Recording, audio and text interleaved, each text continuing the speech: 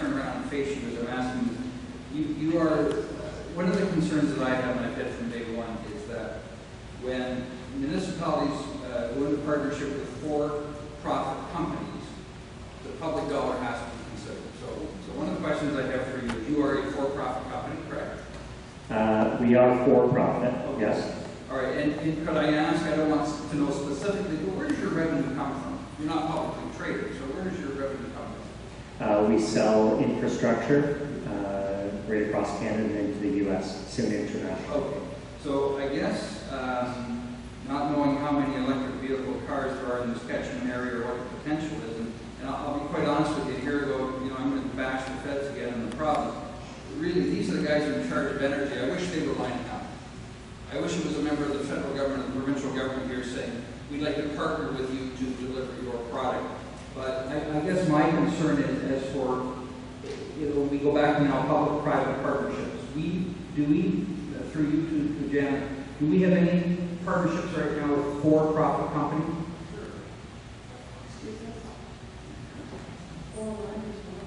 Okay, OMI is one. Are there any more?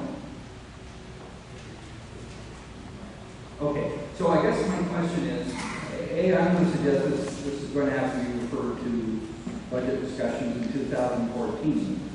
And I think we're probably going to need some staff background here on the cost of these, because I don't think it should just be Grand Bend. I don't think Grand Bend should just be picked as the area to put this in. But I think we need to look at and maybe do some research in other areas with needs. What is the potential cost for hydro? What is the potential maintenance cost? Are these things vandalized at all? I mean, are we going to be continually repairing? I'm not against it. I'm not against it. I'm just saying when you spend public dollars with for-profit companies, I think we have to be able to say we did our due diligence and this is the decision we came to. Can I just respond to the question? I think Chris can answer some of the questions with regards to maintenance or vandalism, because I had the same questions when I first seen the information. And can I just ask a clarification on how you see this as a partnership when we're actually purchasing the product? Well, a service? I guess I'm thinking their business is to sell infrastructure to municipalities. So if we're buying a product from a supplier, is there a warranty period? Is there a performance bond in the agreement? This is where I think we've got to be careful with public dollars. And so all I'm saying is I think before we jump on the bandwagon, I think I'd like to hear some more information from staff after they've done their due diligence with maybe other municipalities that use this product and see what their experience is, and then I think it's got to go to work. And Chris can listen to the warranty as well. Yeah, absolutely. And with respect to your comments about us being for profit, we're no different than the laptops that you're all on right now, or the light bulb provider, or the Wi-Fi provider that's filling the space here. We're surrounded by for-profit companies, and we provide equipment to every municipality. Every municipality purchases equipment, correct?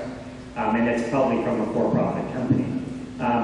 There's no partnership, there's no formality to it. We are, there's a purchase order, and there's a sale, and there's a warranty process, and we stand behind our word, and that's really what it's about.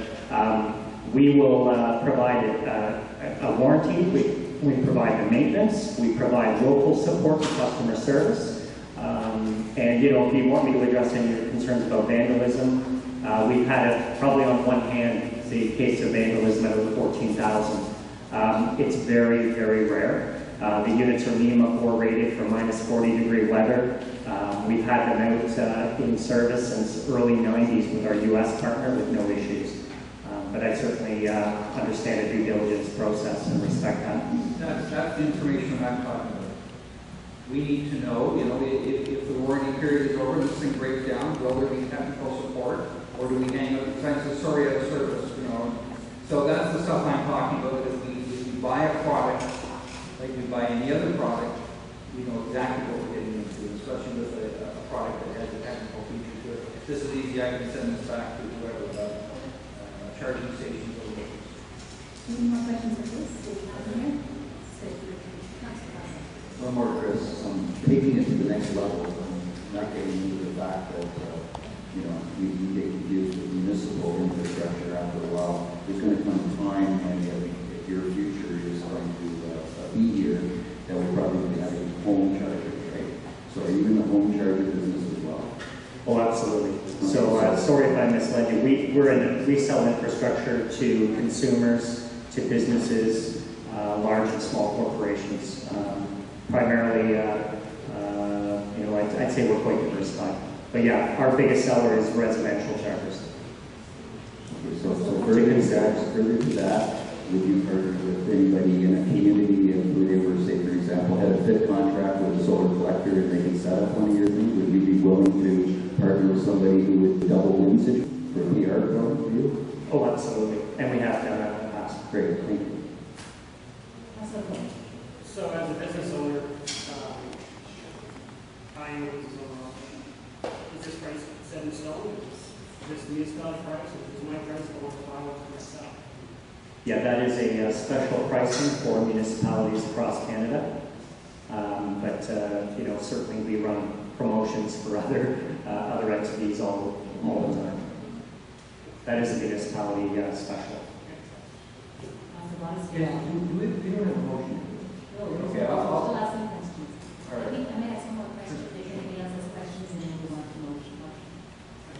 I'd just like to know, what is the worst case scenario for electricity costs at current rates for a municipality? Yeah, and it would be a good problem to have, because I think if you're paying high electricity, that means you're getting a lot of use. So you're getting a lot of stimulus. But what I would recommend is metering it, or getting a data communications component to it, which we can certainly provide. But a very simple rudimentary metering device would be great, and then you get a handle on it. I haven't heard any municipality that is spending more than about $75 or $80 a month currently. That being said, I want them to spend more. The great thing is, we've got a revenue stream as well here. So once we get to a threshold, so if this council is comfortable with, say, a $100 threshold, I'm just throwing a figure out there, that when we get to $100 cost associated with the electric vehicle charger, we can install a revenue source. So it can be a smart card, it can be RFID, it can be a card swipe. So then the user pays for a parking fee, for example, and now you've got an additional revenue stream for the municipality. So that can happen anytime. They can be retrofitted at any time. Quebec has endorsed that with Circuit Electric. They do charge a nominal fee. It's a long scale. Are you ready for motion? I'm sorry, we have questions from the gallery until the end. I'm sorry. Are we ready for motion? I believe all the questions have been answered here. Thank you so much, Christopher, My for pleasure. your time. Thank you. And I thank you. Okay, thank All right. you. Yes, we are ready. Okay, I'm going to move that we ask for a staff report on this proposal, and that we refer to the budget discussion for 2014 with a view, though, to not just the grand debt. Seconded? Councilor Swan, seconded? Any questions or comments with regards to that motion? Councilor Russell? Just like an addendum, if the council would entertain this, that we would also add. I can't hear what's being said, so I guess we're even now. Yes, that's right. Excuse me, would you like stepping outside to talk? Thank you. Thanks. You can talk outside. Yes. Thank you. Okay. Sorry, continue on. I think Council Russell is asking for an addendum. Yes. I was going to ask the council if one still would entertain amendments, or we could talk to a private-public partnership. If we're talking economic development, like the task force did, and about making our businesses stronger, I personally think that this is one where maybe we should be looking at our private sector to be, we partner with the private sector and help in supplying these so that it's an addendum to their businesses. Okay, so just to synthesize it down, what are we going to do? With a private-public partnership on this, with our existing So the report will include potential for a partnership with the private sector. Councilor Underwood. I'd like to make a small amendment to add to the report as well. That within the report would be a phased approach